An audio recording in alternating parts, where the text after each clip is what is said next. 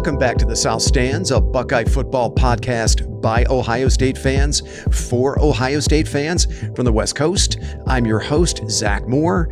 Today is Thursday, September 28th, 2023, and I'm very happy to be joined once again by fellow South Stands contributor Paige Van Horn from Denver. PVH, how you doing, buddy? I'm good, man. Good. Very well. It's good to be talking to you after a great weekend last weekend. Absolutely. Absolutely. Always good to hear your voice. And yeah, man, I feel like I just saw you yesterday as we were both in South Bend. You kind of did. Yeah, it kind of did. So the Buckeyes are now 4-0 and sitting at number 4 in this week's AP poll after a thrilling 17-14 last-second win over Notre Dame in South Bend last Saturday. Of course, Paige and I were there, and the game, I thought, at least, lived up to the hype, and that's where I want to spend most of our time today, PBH, as the Buckeyes are off this week, right? Now, I did a 20-minute recap pod from Chicago on Sunday, but our listeners have yet to get your take on Ohio State's performance in South Bend, PBH. So I want to make sure you get plenty of time to talk about that. And then maybe if there's time toward the end, we can take a temperature check of the Buckeyes with now a third of the schedule in the books. It's crazy how quickly the season has blown by. It is. It goes fast. And what a nicely well-placed time for a bye. Totally. Maybe that's just me and you because we were there and, it's planes, trains, and automobiles to get there and make it happen, which was an awesome weekend. But that it's a hell of a good time for a bye. I don't know if they planned it that way, but it certainly feels that way. I think you're right, actually. Well, I remember when we looked at the schedule during the off season, and we looked at the bye, which is unusual. It's been a long time. I want to say it's like 10 years or something since they've had a September off week. And it seemed a little early to me at first blush, but now, it has been time to really, right? I mean, you got Marvin Harrison Jr. probably, his ankle is probably the size of a balloon, right? And that was a grueling physical game. And then finally, PVH, if we do have time, it'd be fun to look at a few other games happening around the country, but only if there's time. So, PBH, with a few days now to reflect on it, I'm going to turn the floor over to you. What did you think of Ohio State's performance against the Irish? The floor is yours. Well, I mean, even before we get to that, I mean, what a fun day, weekend in Chicago, hitting the town, Friday night. Absolutely. And then obviously, as you said, like huge shout out. This probably only means a few things to a few people, but to Paul, if you're listening, buddy, like your hospitality, we were so set up in South Bend, was huge. Absolutely. And, thank you, Paul. Yeah. So great. Paul, Notre Dame. Thank you 1,000 times. And you can wear that South Stands hat with pride, or you can burn it. And, the choice is yours. Again, just a really fun weekend, great atmosphere. Mm-hmm. And also to our buddy Jared for doing that as well. So it was just a fantastic weekend. The game, it's like funny, still sort of processing the whole thing. Because, being there live, right? Like you just felt it slipping away. Mm-hmm. Probably even more than, we would have felt as Buckeye fans watching that game on TV. But that place was feeling itself, and rightfully so, right? I mean, I said it a few times when we were driving home on Sunday, but, Trey scored on that first series, one play to start the second half. And we had a couple, drives, but for the most part, Notre Dame dominated that second half, had the ball most of that second half. And just kind of felt like, this isn't our day. And so to see them come back and pull it out like that was, it was just more shocking than anything. Right. And I've told a few people, like, you and I were there, and I don't think either one of us really cheered. We just kind of sat there, or not even sat. We were standing there, just, like bated breath, like, holy shit. And as they started to convert on that last drive, you could kind of feel the air coming out of it, slowly but surely. And this, this, if you're a Notre Dame fan, like this really couldn't happen, right? Like this isn't happening. Yeah. And it unfolded, right in front of our eyes. So great atmosphere, so much fun. I can't even really say it was so much fun. It was kind of grueling to sit through. And I think it goes back to like, I was completely 100% wrong of how I thought this game would go. I thought we were just the better team. It's on record and on tape. So, hats off to Notre Dame. I think they did exactly what they wanted to do. Mm-hmm. We were just a little bit better with, we got some guys, that are, maybe, I hate to use the moniker 5-star, but at the end of the day, our 5-star guys made plays. That's right. JTT made plays on defense that give us a chance to win. Emeka Buka, yeah. Gigantic. Trey, gigantic, right? Huge. We don't win that game if he doesn't bust that, touchdown run to start the second half. Mm-hmm. Marvin's a 5-star, even though he wasn't a 5-star, diving catch. And the other huge thing, how big was it that he actually came back and was in, on the field? Huge. For those last drives, because and Day kind of alluded to it, but I didn't think of it at the time. But Ibuka's then now getting double teamed, right? Which is kind of what happened to us against Georgia. Mm-hmm. And just having him be on the field, you have to account for the guy. And above that, he still made a gigantic diving catch on the last drive. Oh, gorgeous! Freaking insane. And then the last piece I'll say about the game was that. And I'd mentioned it on the pod, and then you and I talked a lot about it on Friday night. And it wasn't that I doubted McCord, but my thought process was like, you're not normal. You're not human if you're not a little bit nervous, in this game. Mm-hmm. And I don't think that's some ridiculous hot take. And maybe he was, but. Unequivocally, the moment was not too big for that kid when it all mattered the most. And that drive was just absolutely astonishing. And, hats off to him. It makes me super, super bullish for the future and for him as our quarterback. Mm-hmm. I don't think they'll ever, you'll be hard pressed to ever put him in a more pressure packed situation than what he was in a hostile environment. And that place was rocking, dude. Yeah. Right? Like mm-hmm. we were there and he delivered. And, so there's some things to nitpick, right? There's some things to be worried about. But, you as a Buckeye fan, you could look at this one or two ways. It's either half glass full, half glass empty. I would much rather be on the half glass full, and they're still young and they're going to figure some things out. Mm-hmm. And I think Notre Dame, is better than what I thought going into it. And so, awesome day, awesome victory, awesome to be there, awesome to hang out with you for the weekend. And it was a good time. Absolutely. So just back to that last drive, Kyle McCord making his 5th career start for the Buckeyes, faced, with getting the ball with 1:25 to play, down 4. He converts a 3rd and 10 from the Ohio State 35 with a 23-yard pass play to Emeka Buka. He converts a 4th and 7 with a 7-yard pass play to Julian Fleming. 2nd and 10, a 19-yard pass play to Marvin Harrison Jr. down to the Notre Dame 13. And then 3rd and 19, this was the play of the game. 3rd and 19, this was after the intentional grounding on McCord. He completes 21 yards down to the Notre Dame 1-yard line. To put Ohio State in position to win the game. Just one clutch throw after another, big time throws. I'm with you. I feel like, McCord, he's only going to get better. His best football is still ahead of him. And, if there were any doubts about who Ohio State's starter should be, who should be leading that offense, I think McCord slammed the door shut. And actually, I think McCord actually played Ohio State's struggles on offense could not be attributed to McCord. I thought he played well enough for them to win. It was the weirdness, the wonkiness down in the red zone, in those short yardage situations that I think kind of really threw Ohio State off.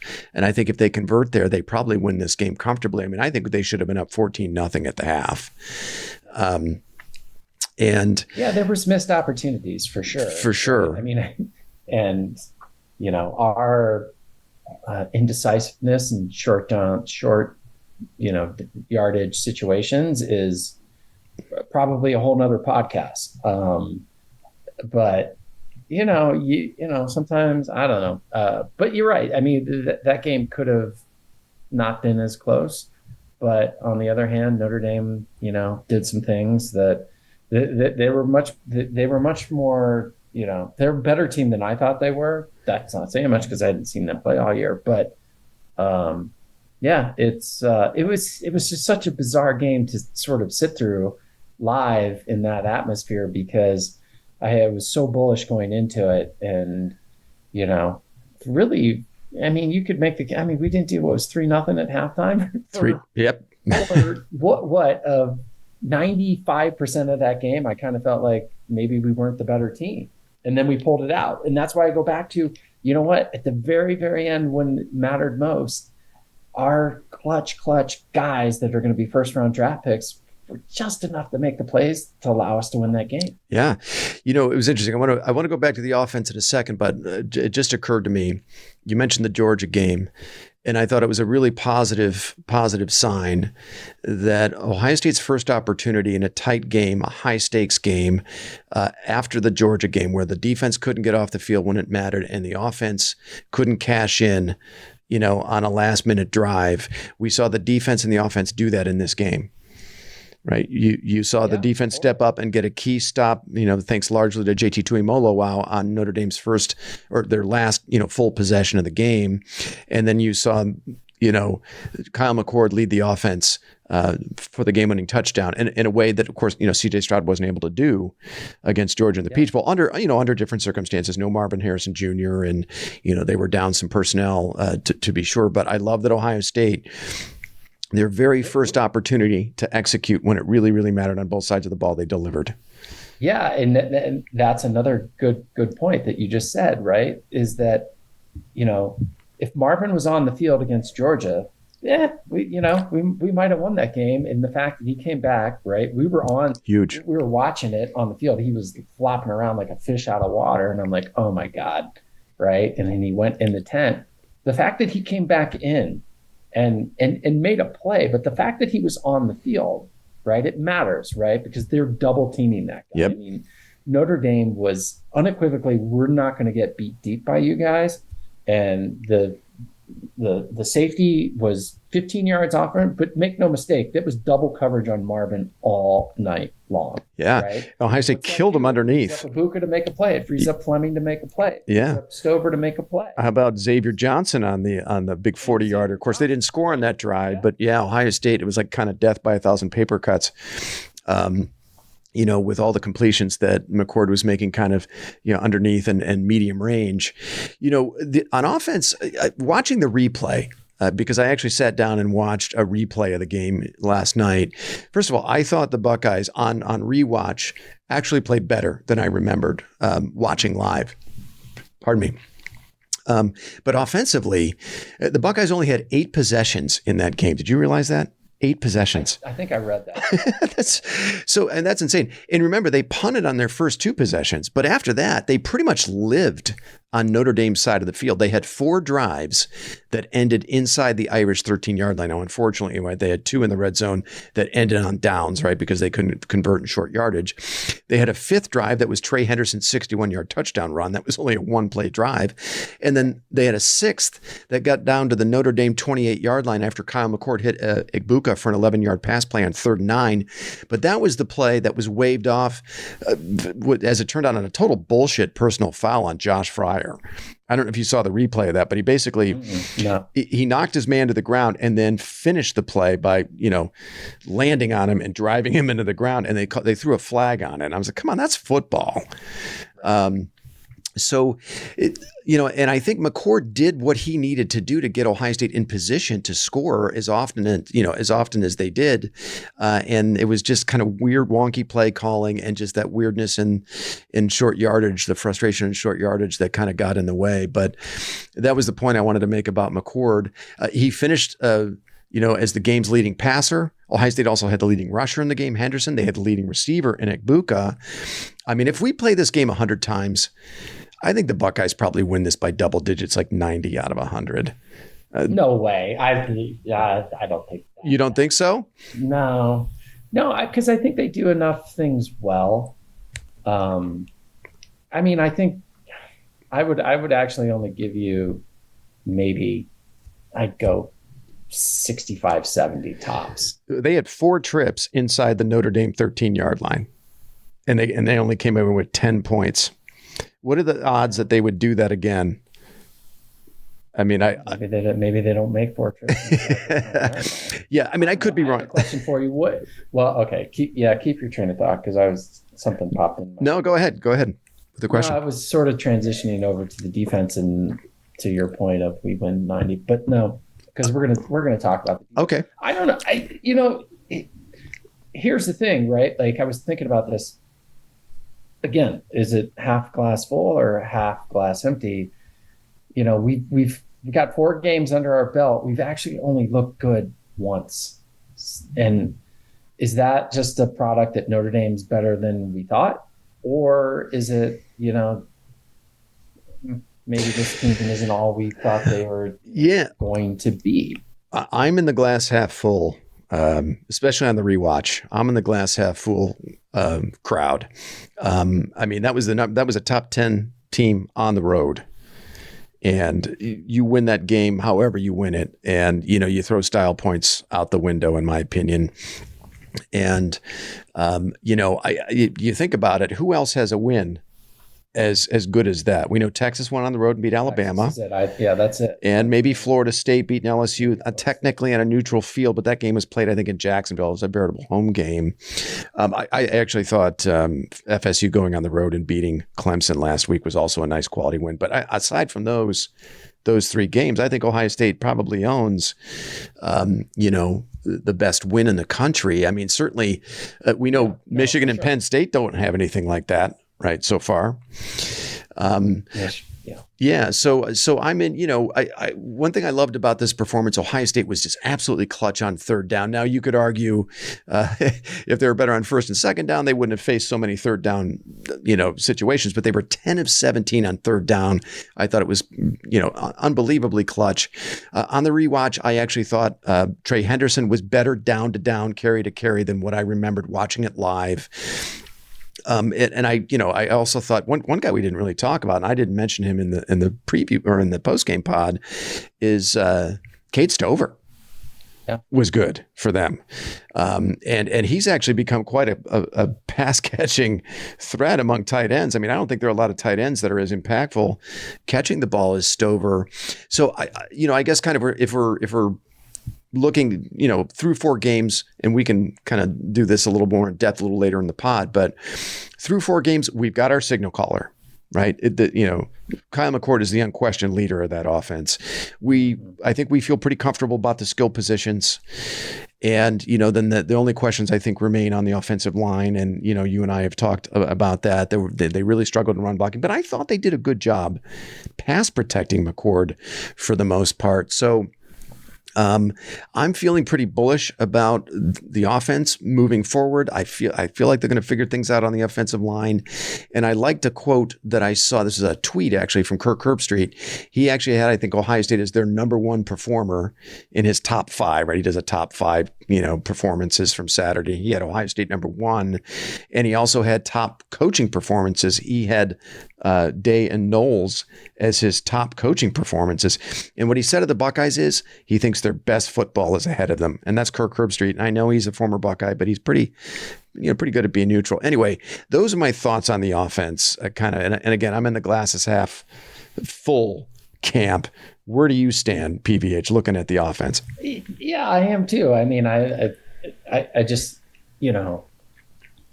it kind of remains to be seen, right? If Notre Dame turns out to be really good, then that might be one of the best, road wins that any college team has, Right. the rest of the year. They have a bitch of a game this weekend, though, don't they? To go to Duke. Yeah, they do. And so, I'm of the inclination, and what you said on Sunday, I think these are both really good teams. Ohio State is not without flaws, but I mean, they pulled one out on Saturday night, and I think that will only pay dividends. I agree. Not only for McCord, and it's funny, listening to some of those guys, we never had a doubt and stuff like that. And I'm like, oh, okay, that might just be hyperbole. I had a lot of doubts. I had many doubts. I think every fan had. I mean, you'd have been crazy if you hadn't. And that's not just Ohio State fans being, unrealistic. And by the way, I would like to say, being there live, walking out of that stadium, I didn't see one person break a bottle, scream fuck, lose their minds, right? Oh God. I mean, if that were Ohio Stadium, oh man, the calamity. So kudos to them, right? Man, they were so close, and it was, we're wearing Buckeye gear and stuff like that. Not one person said jack shit to us. It was, and you had mentioned it, the woman was actually consoling you. I mean, it was, I don't know if you remember, she put her hands on my shoulder, and you might have. I don't remember that. So yeah, you might have just been looking out toward the field, and yeah, I mean, look, Notre Dame gets a bad rap. I think, I don't know, maybe institutionally that the reputation is deserved, but the fans were, I mean, the fan experience as an opposing fan in a game of those stakes, I mean, couldn't have been more pleasant, other than, what was happening on the field. I mean, I'm sure I looked like I was passing a kidney stone there for the last 45 minutes of the game, but yeah, I'm with you. When we walked out, and actually it was, at least where we were, it was nice to see Ohio State fans not being dicks. I mean, there were a couple of OHIO chants on the way out, but other than that, I mean, big deal. No, it was just a good atmosphere, a good atmosphere, great stadium, beautiful. It's just a fucking game, people, it drives me crazy. You see all these videos, and maybe it's just a matter of social media and Twitter and people getting in fights, but although somebody died at an NFL stadium, those are NFL games. That's a different. Just imagine the absurdity of that. It's absurd. Die for a fucking NFL team because you got beat up, and not was his fault. I'm not saying that, but God, people just get a grip. It's a game, and we're here to have fun and enjoy it, and everybody, I think, on both sides were super cool and just had a great evening. Yeah, no, it was an amazing fan experience. Definitely, if you have the opportunity to see your favorite team, whether it's the Irish or somebody else play in that stadium, I highly recommend it. Though it does require a little bit of planning, but it is totally worth it. All right, PVH, why don't we talk a little bit about the Ohio State defense? Because I think you might agree with me that unit was pretty impressive, I think, overall. What were your thoughts on the performance of the defense in that game? Well, it's funny, though. I mean, they were, but I think the reason why we thought we were going to lose that game is because they got pushed around for those two Notre Dame drives. So again, it depends what side of the coin you want to look at. If you look at the bottom line, right, we only gave up 14 points. They really couldn't do anything dramatic, deep. And I think Knowles, was purposely doing that. Mm-hmm. But I think the reason, if we're being honest, and we're sitting there, that we didn't think we could win that game is because we didn't think we could get off the field. Yeah. Because of those two drives. And, they were getting 3 or 4 yards on first down, and then it just makes it manageable, right, to pick up a first down. Yeah. So I'm inclined to give them the benefit of the doubt on that. And, the fact that, JTT and Sawyer played every game. They played every defensive snap, all 65 snaps. And I tweeted this to you. And Tyleik Williams, their best interior defensive lineman, played 56. No wonder they wore out in the second half. So maybe, yeah. but it wasn't the end of the game, right? I mean, it was the third drive of the second half, and yeah, but I mean, I think those guys played about as many snaps through the first, 2 plus quarters than when. Then is my point. Well, no, I agree. Like, you've got Jackson, you've got Caden Curry. They're very capable backups at the defensive. I don't understand why they didn't. Guys. You got to play a little bit of depth. I understand you got to give in a game like this, you got to give the lion's share of your snaps to your lead guys on the defensive line, but you do have to be careful. You got to save these guys for November too. So I was a little concerned about that. But to me, when I saw the snap counts for the defensive line, that explained at least a little bit why they weren't as effective, because I thought they were lights out defensively against Notre Dame in the first half, especially against the run. And then I do think they started to wear down a little bit. At least that's what I'm hoping was the case. Yeah, because you're probably right. Yeah. It was hard to watch, though. Oh, yeah. I mean, and again, like with the new rules, you're just sitting there, you're just frustrated watching the game clock disintegrate. The game clock was. Oh, and the other thing, and I want to go back to this because I said it a few times when we were sitting there, like going back to the offense, they've got to be better of getting the ball to their best players, regardless of what the situation is, because I don't think Marvin had a catch until mid-second quarter. Yep, I think that's right. Like, oh, by the way, let's get the best player on either team involved in the game. Yeah. I don't care what it is. I don't care if it's jet sweep. I don't care if you line him up as fucking tailback. Yeah. Get that guy the ball. Yeah. And I think, so day and play calling and things like that. But I'm like, your best players need, it's like literally, playground, football. Throw the ball, get the ball to your best players. And when Marvin doesn't have a catch until the middle of the second quarter, in a game like this, that's an issue. Or how about taking Harrison Jr. and Igbuka off the field on 4th and 1 on the goal line and call a pass play? If you know you're going to throw it and you take both those guys off the field, I think they just start smiling themselves a little bit there. Totally. You're completely outsmarting your own brain at that moment, Brian. Like, take the coal off the fire because it's way too hot in your head. Well, hopefully that's a lesson learned. They live to tell about it. Don't get too cute when it comes to, to getting the ball to your playmakers. So, all right, back to the defense. It was frustrating watching those 2 long drives that Notre Dame put together, back-to-back drives. They ended up taking the lead 14-10. You remember, Paige, I was in your ear the whole time going, is there a play? Can someone make a play? Actually what you were saying was somebody make a play. Somebody make a play. Somebody make a play. You said it like 12 You weren't saying it to me. You were just saying it under your breath. Those 2 drives, by the way, and I think I might have texted this to you, over 14 minutes off the game clock. Those 2 drives by Notre Dame, 14 minutes off the game clock. Do you think Jim Knowles? Now look, I've been bitching. I spent a whole off season, 10 months, bitching about Jim Knowles taking too many risks, chasing, splash plays, tackles for loss, interceptions, and turnovers, that sort of thing, sacks. He's not done that. We've not seen those explosive plays that they gave up in droves last year. But does he need to maybe take some more risks? I mean, should he have taken a few more risks in this game? What do you think? Yeah, so that's the argument, right? Like he's overcorrected. Because he's just going to play a more conservative approach. I mean, if you go by the result, then no. Yeah. Right? I mean, they got it done. Yeah. That's a good point. I mean, the Irish were averaging 46 points and 509 yards of offense going into the game. The Buckeyes hold them to 14 points and only 366 yards. You go on the road against a top 10 opponent, hold them 143 yards and 32 points under their season averages. I mean, okay. Yeah. I'll take that. Yeah. And it's funny, like Hartman and, he had a lot of time, but he had nothing open down the field. Yeah. And so if that's a situation, then eventually somebody's going to come open underneath, right? Which, he converted a lot of those, and that's frustrating, right? Because those keep drives alive and stuff like that.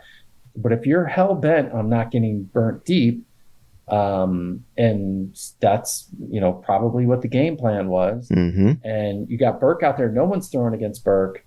Igmanosin, he might, he got burnt on that. He gets a little handsy. Yeah. Yeah. And he can be handsy, but come on. Like if you're putting guys out on islands one-on-one, that's going to happen. Mm-hmm. And so I think they didn't even try to throw at Burke. I think they threw at him once, and it was like a 5-yard reception. Burke was, teams are not even going to try and throw at him now. Yeah, exactly.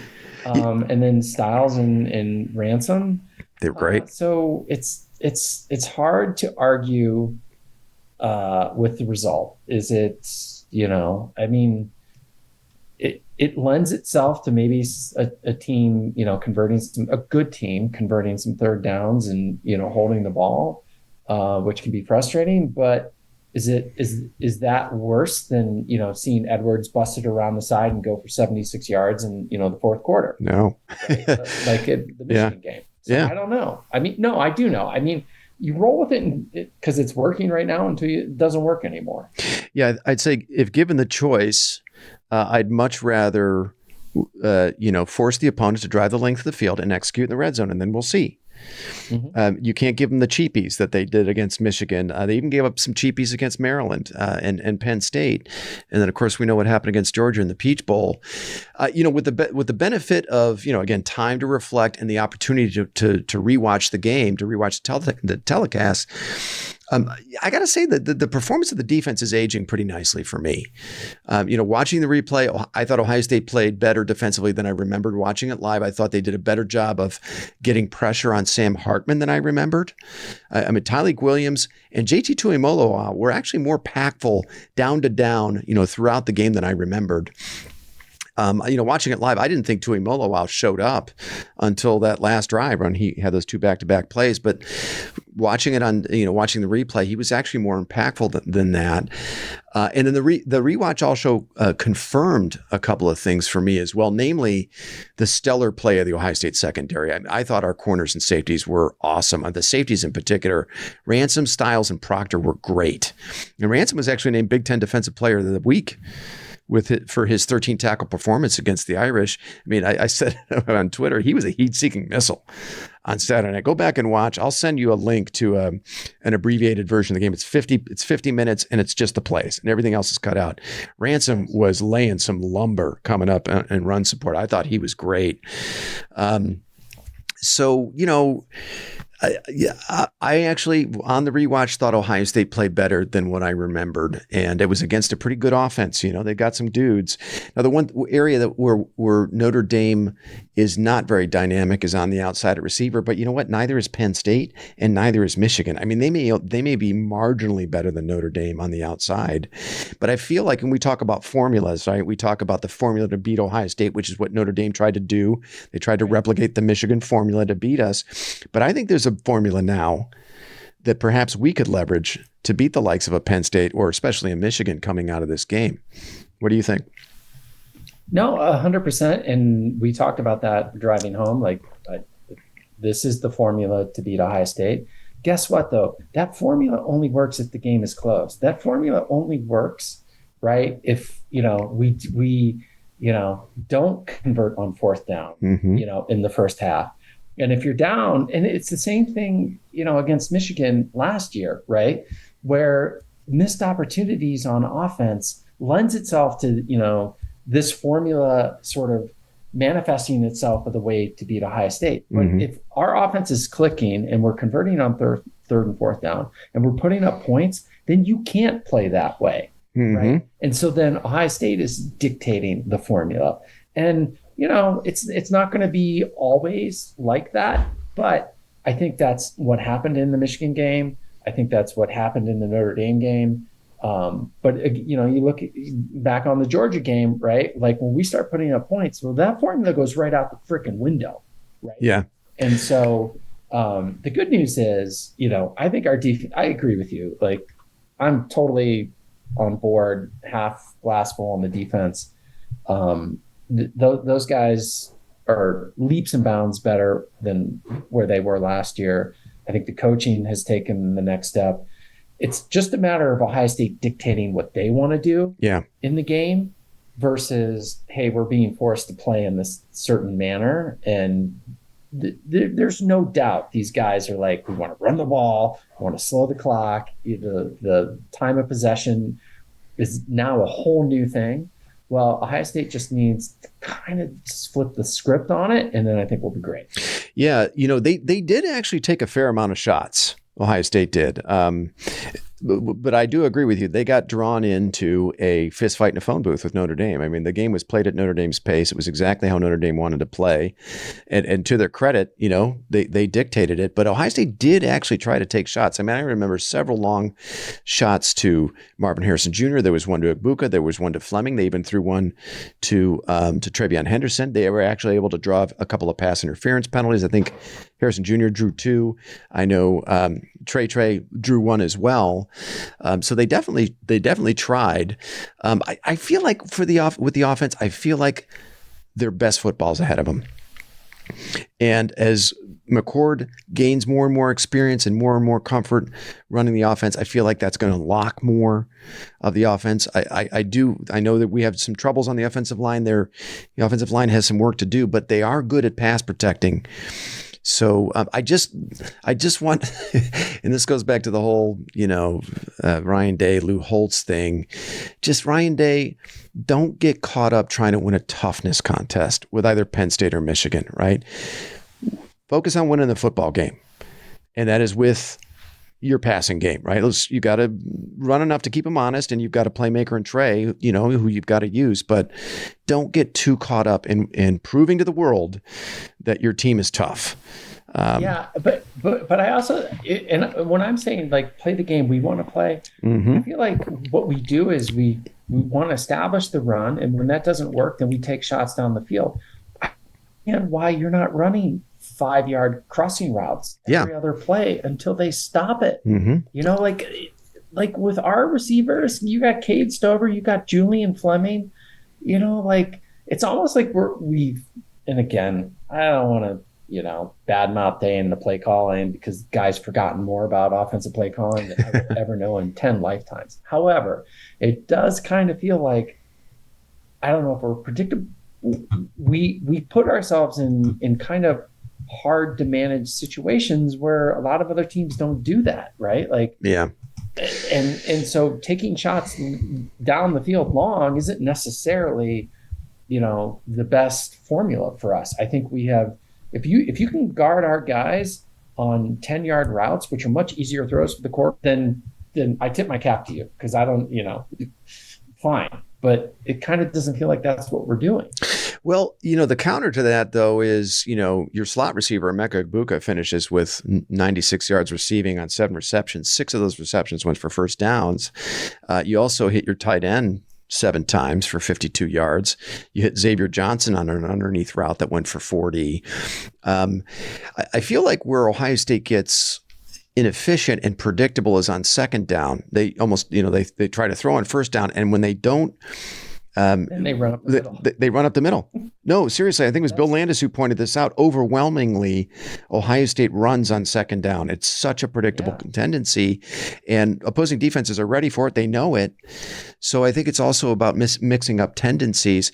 I actually thought Ohio State was good in the short to intermediate passing game. I thought that's how they had success in this game, was short to intermediate throws. Just trying to get out of the predictability point. I don't know. Maybe they're just defenses better than we, give them credit for. Yeah. It's hard. It's in a vacuum. You're just kind of like reacting to what you're seeing. But, yep. I feel like you have 4 trips down inside the Notre Dame 13-yard line in this game. Give me that again. I'll take that all day against any opponent. You're going to tell me Ohio State's going to have 4 trips inside the opponent's 13-yard line. Give me that all day. I feel like Day's going to figure it out. Remember, Igbuka dropped a touchdown pass on one of those red zone trips, and they had to settle for a field goal. Then we know what happened on those 2 other trips, right? You had the jet sweep on the one in the fourth quarter, and that's actually when you and I looked at each other and were like, we're driving back to Chicago tonight. Fuck this. I'm like, how's my buzz? You think I'm buzzed in Chicago tonight? And then on the other 4th down stop in the what was it, first or it was the second quarter, you decide you want to throw the ball on 4th and short, and you take Marvin Harrison Jr. and Emeka Egbuka off the field. So I feel like that's correctable stuff. I mean, if they self-scout and they look at their tendencies, I think that's correctable stuff. I do feel like they they did enough to put themselves in the position to generate points and offense, and they just, they stalled in the red zone. So I don't know. I'm confident they'll figure it out. Again, I'm in the glass half full camp right now. That could change in a couple weeks, but for now, I'm in the glass is half full camp. Hey man, we won the game. If you're not in the glass half full, then what are you doing? What are you doing? I mean, this is supposed to be fun. You got to enjoy the victories along the way, right? If you're just going to sit there with your arms folded, I'm waiting until Michigan until they beat them. So, all right. So we got to spend a minute or two on this. We don't have to spend too much time on this. Any thoughts on the Lou Holtz business? Yeah, it clearly was personal. He touched a nerve. He's tired of hearing it. Mm-hmm. And he probably has every right, I mean, the whole physicality and toughness thing to me comes down to, maybe your offensive line is better than ours or your defensive line is better than ours. But to say that any of these guys at this level, I know it's ridiculous. It's ridiculous. Right. And I go back to, when we were getting our ass kicked by the SEC, that we were too physical, we were too slow, right? And so maybe we've I wouldn't even. That's stupid. The whole thing is stupid. I don't give a flying fuck about Lou Holtz. I don't care. If Ryan Day felt the need to do that, fine. If people don't like that, fine. Fuck off. Who cares, right? It's what he felt. But the hubbubaloo about the whole thing, again, is just it's a story about nothing. No one's going to remember this in a week or even tomorrow. Good for Ryan Day. And if he needed to get that off his chest, then get it off your chest. And if it resonates with your team, all the better. Maybe he took it. So I've been thinking a lot about this. First of all, this is a Michigan conversation.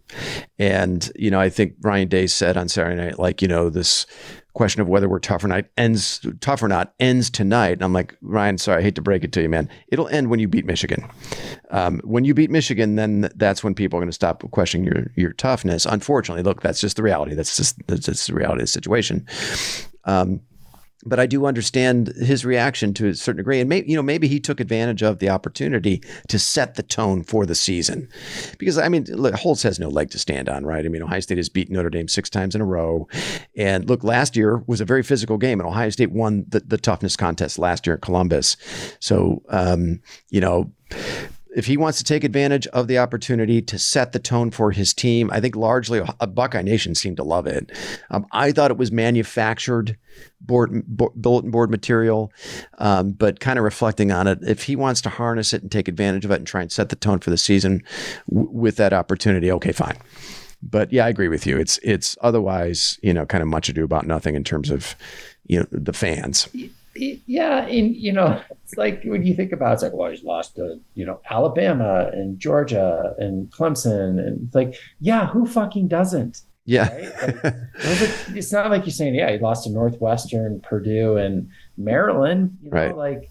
If you want to play with the big boys, you're going to win some of those games. You're going to lose some of those games. Now, the Michigan thing's a thing, right? And it's a formula that but.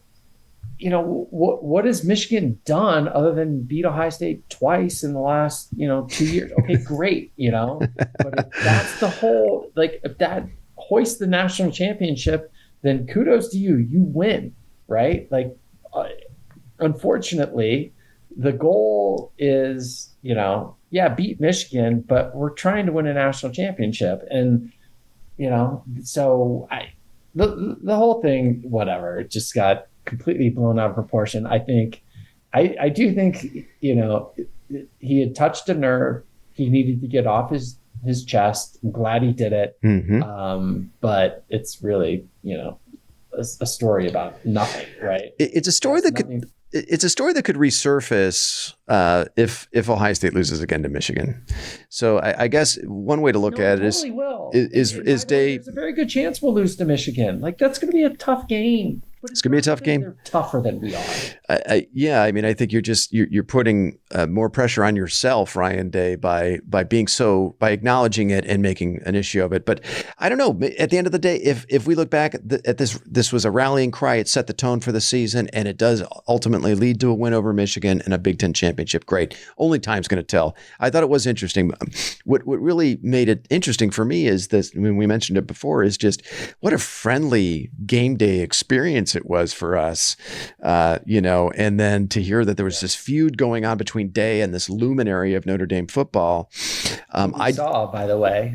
We saw. That's right. We saw the tailgate. Like the duck crossing. We couldn't get through the crowd. And I was like, what is going on? And I think you actually said, I wonder if that would be Lou Holtz. Sure enough, there he was. He was in a golf cart. It was he was actually he was horizontal in an oxygen tube. This guy is 97 years old.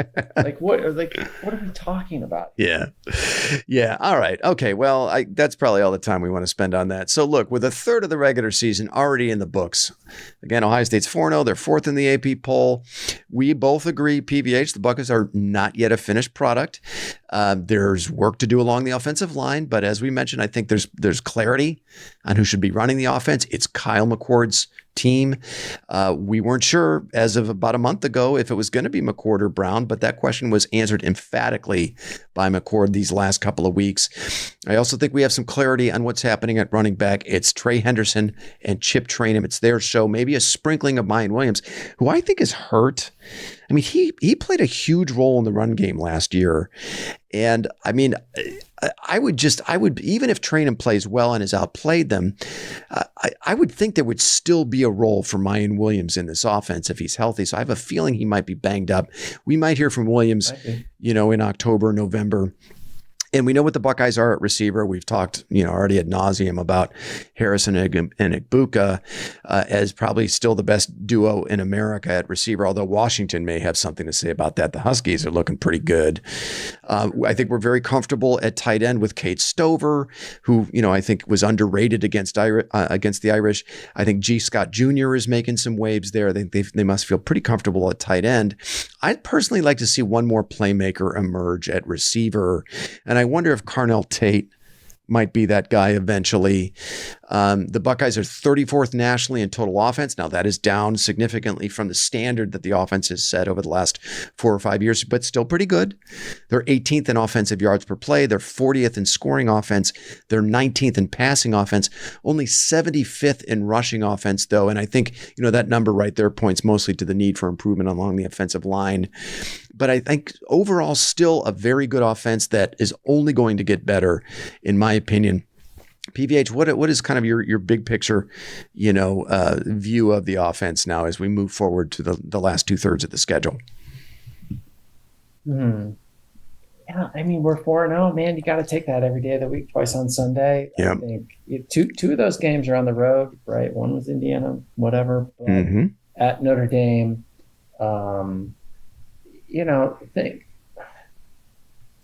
I was, as you were kind of going through that, I'd give him I'm going to give him a grade of offense, a B-. A B- for the offense. Wow. Okay. All right. You open on the road against a Big Ten opponent in Indiana, who's actually pretty good defensively. I want to say Indiana is... I'm looking at the problem though is that we're judging it against the last 3 or 4 years of the offense, and right by their own standard, they're not. Maybe B, right? I could be talked into a B, but we haven't looked super convincing except for Western Kentucky, but it's still early, right? So just it's hard to truly say. If they could work some things out with the run game, I think if they can figure out a way to sort of utilize Trey and Chip in a more efficient manner, then the sky's the limit. I didn't mean to cut you off. Nope, that's okay.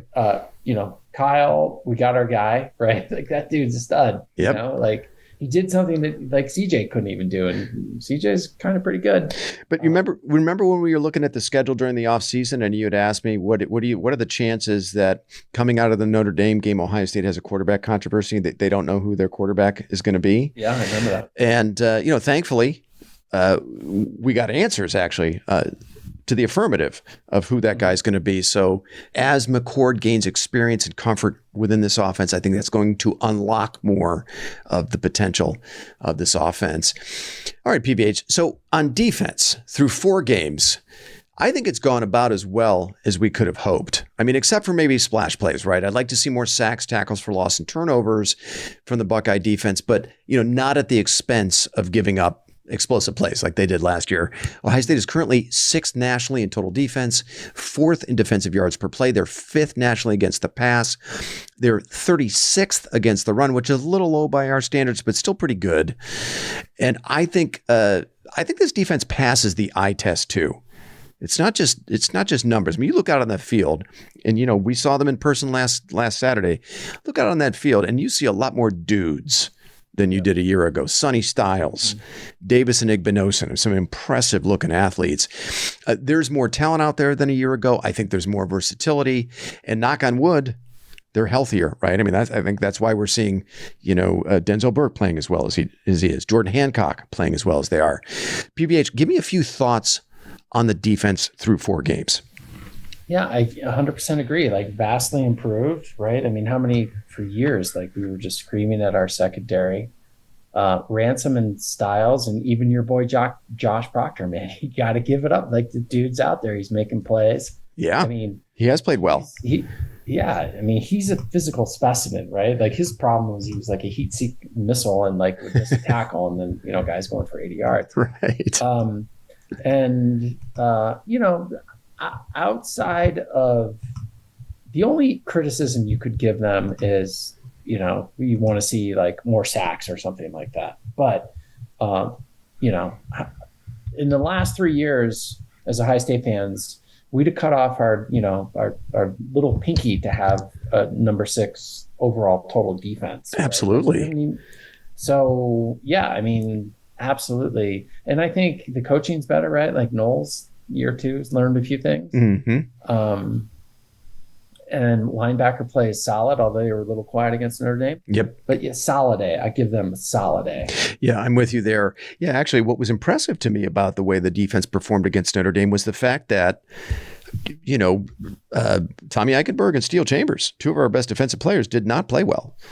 And yet, Did they not play well, or they just didn't have an opportunity to make plays? I don't know, right? I'm literally, I don't know. Yeah, no, I think on the rewatch, they were, that they were out of position. I also think Notre Dame did a pretty good job of accounting for them in the run game. I remember Doug Maurice talking about how he had noticed their offensive linemen getting the second level and doing a good job on Eichenberg and Chambers. But also, I think there were a couple of plays where I remember them filling the wrong gaps. Look, they had an off night. It's okay. I thought the safeties made up for it. Ransom coming up, man, that dude hits like a linebacker. So does Proctor. Dude. And so does Sonny Styles. I mean, they're like, linebackers in the bodies of defensive backs. I think Tyleik Williams has been a revelation so far this year. We saw flashes from Williams a couple years ago in garbage time, against lesser opponents. It took him a couple seasons to kind of put it all together, but I think he's their best interior defensive lineman through 4 games. And then, I mentioned Denzel Burke. He is playing at an All-American level. And then, the addition of Sonny Styles and Davis and Igbinosun into that secondary adds more versatility, athleticism, talent. And I think JT Tuimoloau is actually having a good season. I know he doesn't have the sexy, splashy stats to go with it, but he was impactful when it mattered against Notre Dame.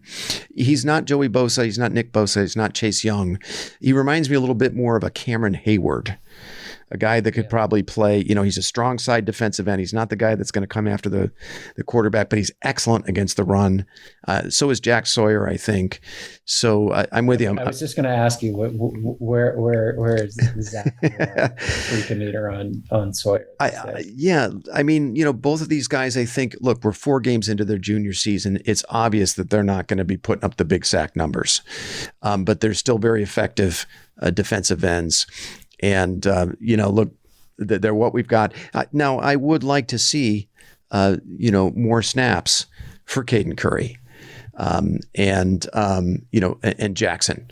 I think they're very capable backups at defensive end, and there's more than one good reason for them to play, right? You have to give Sawyer and Tuimoloau a rest. You have to think you got to play the long game with those guys. But also, I think, especially a guy like Curry, I just love his motor. And I think he might be, between the four, might be their best pure pass rusher. So, he's like long and lanky, but just strong. He looks like a Bosa, actually. Yeah. And Kenyatta Jackson, I think, play to your depth, I think. I do appreciate that we're seeing more snaps for our top end guys, but you do have to be smart about, especially at that position, playing to your depth there. All right, PVH. So I think we're both pretty bullish on the defense. I think we're looking at a defense that's probably going to have multiple All-Americans, a good number of all-conference players. And, so far, the stats are matching what our eyes are telling us. So love what I'm seeing out of the Ohio State defense. I'm with you. I give them a solid A. I didn't really give a grade for the offense. I'm going to give the offense a B. A good solid B, with the opportunity and the upside to grade much higher than that when it's all said and done. Well, all right. Do you have anything else you want to add about the defense before we have a look at some other action around the country? Great. Okay. Well, as I mentioned, as we all know, Ohio State is off this week, but there are a few games that might pique the interest of Buckeye fans, starting with number 11 Notre Dame traveling to number 17 and undefeated Duke. Our new buddy Paul was worried about this game. Remember, we were talking to Paul on Saturday night. Now, this game is a 7:30 p.m. Eastern kick on ABC. This is the ESPN Game Day game. So game day is going to be there. The line is only Notre Dame minus 5.5. The over-under is 52. PVH, the Duke defense is no joke. 16th nationally in total defense, 5th in defensive yards per play. It's at night. I mean, this is a bitch of the game for the Irish to have to play the week after playing us. Who do you like in this game, PBH? It's the quintessential letdown game. Oh, yeah. You know it. I know it. Everybody that's a casual college fan knows it. Freeman knows it. And a lot of times there's nothing you can do about it. Yeah. However, I'm going to roll with Notre Dame on this one. I think they're, and not just for the self-serving reason, that we all want them not to blow this game. Right. I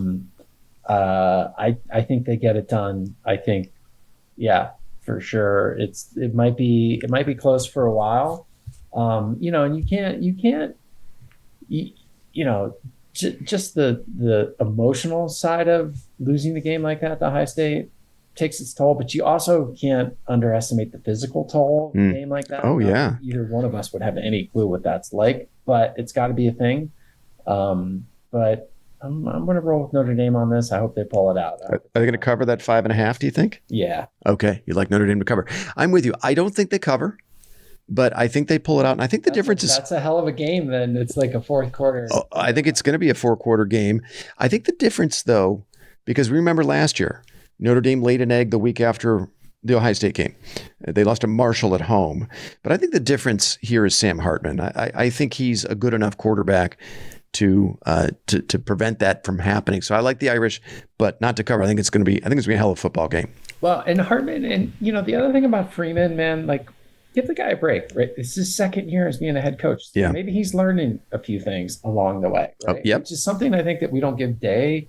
He was born on third base, become your first head coaching job, is, the head coach of Ohio State. But there is something to be said for, learning how to coach in these situations. And so, hopefully Marcus, and I'm rooting for the guy, right? Because what a quality dude that dude is. And so hopefully, he won't let the Marshall thing happen this year like it happened last year. Yeah, I hope not. We're big Irish fans. I think moving forward, right? We're going to be rooting for the Irish, I think, moving forward. How about number 2, Michigan at Nebraska? Now, PVH, this game is a 3:30 p.m. Eastern kick on Fox. The line is Michigan minus 17. The over-under is only 39.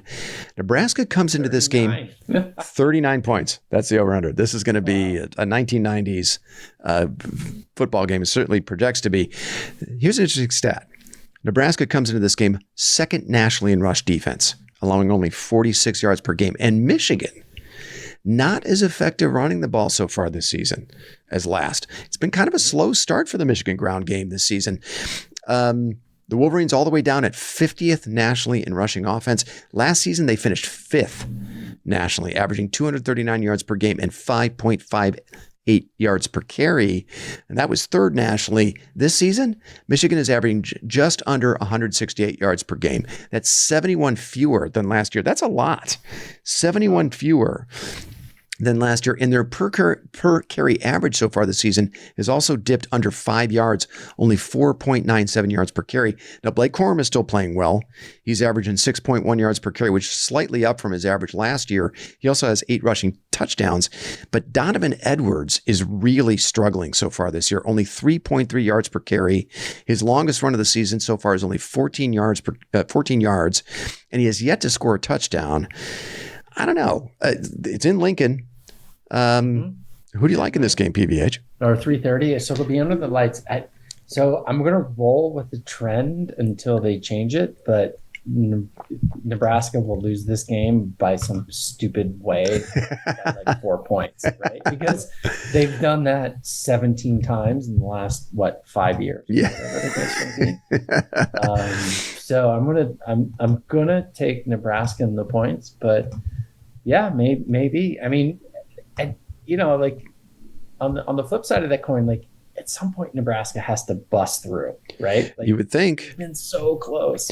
Well, the last time these two teams played in Lincoln in 2021, Michigan got out by the skin of their teeth, 32-29. And if I remember correctly, the difference in the game was a terrible turnover by Martinez that allowed Michigan to either score the go-ahead touchdown or kick the go-ahead field goal. My memory's a little twice, right? Yeah, my memory's a little fuzzy on that one, but it was a very close game the last time these two teams played in Lincoln. I'm with you. I like Michigan. Hard to bet against them, but I think it's close, and I don't think they cover. I don't think they cover that. What is it? 17 points. All right, finally. Pretty fun matchup in your neck of the woods, PVH. And this is actually in the early window, the very early window. Number 8 USC at Colorado. This line is 21.5. This is going to be a 10 a.m. kick, I think, your time. The over-under is 73.5. Now, as we know, the Buffs got thumped by Oregon last week. Pardon me. The USC defense stinks. 72nd nationally in total defense, but there is one thing they do well, and that's they get after the quarterback. USC is 3rd nationally in quarterback sacks, averaging 4 a game. Colorado, listen to this, they're 132 out of 133 teams in the FBS in allowing sacks. They're allowing 5.75 sacks. How's that possible being like a power? They're allowing 5.75 sacks per game. Almost 6 sacks a game. Shedeur Sanders has been sacked 22 times already this year. That's 22 times in 4 games. For context, Kyle McCord has only been sacked twice in 4 games. Yikes. PVH, who do you like in this game? So I was rolling with Prime the first 2 games, and it paid well last week, or the first 3 games did not work out. Dude, I think USC kills him. And Colorado's playing with house money. From this point on, right? They could lose the rest of their games. Like, this was a way more successful season than they've had in the last 20 years, and that's not hyperbole. I'm not bullshitting you. So this isn't the game when they get back on track. It's not happening. Interesting. USC is going to kick the living shit out of them. Wow. Okay. All right.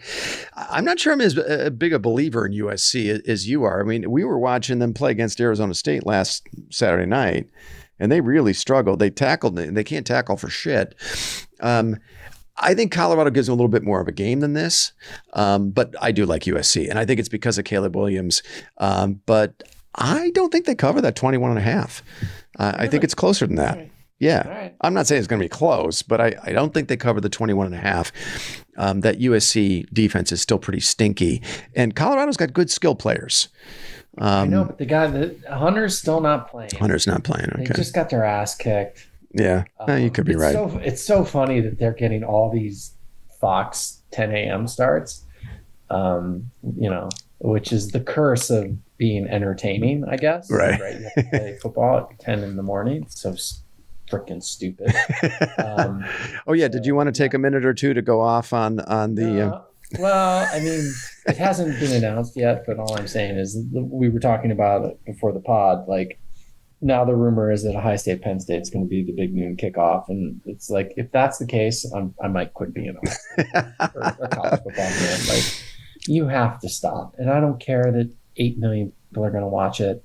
You can put tennis on, like play the old, Ford McEnroe fucking tennis matches at 10 a.m. There's no reason that you put these great primetime matchups at 10 a.m. It's absurd. Yeah. For those of us on the West Coast, I guess. Yeah, we think like Fox could stick it into the 3:30 window.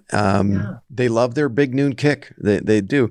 And the one thing I will say is I don't think Ohio State plays well in night games. They just don't. I can't remember the last time they played well in a night game that mattered against a matchup opponent. They often lose these fucking games.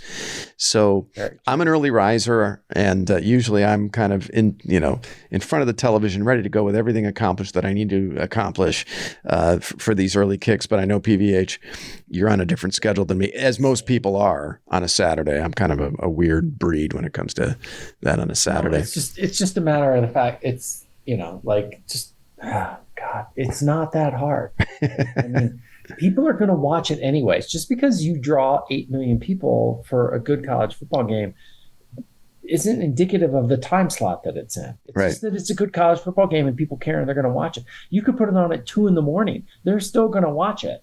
Right? Yeah.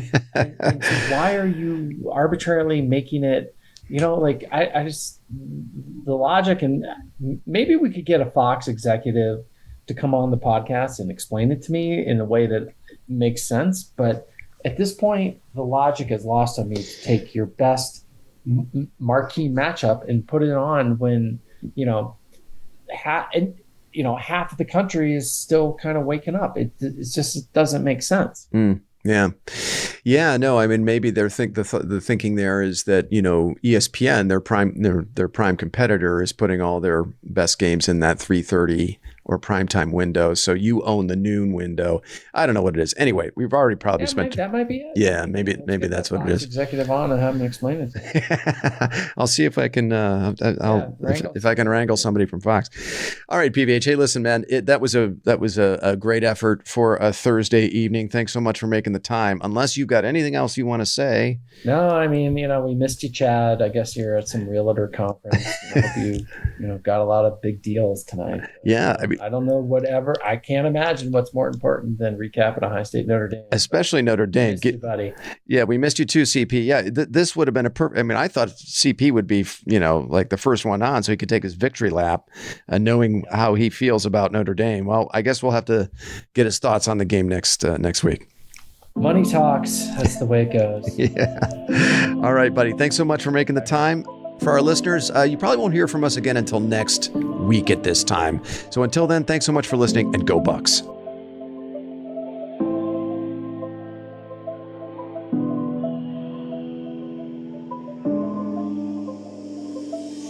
You've been listening to the South Stands, a Buckeye football podcast.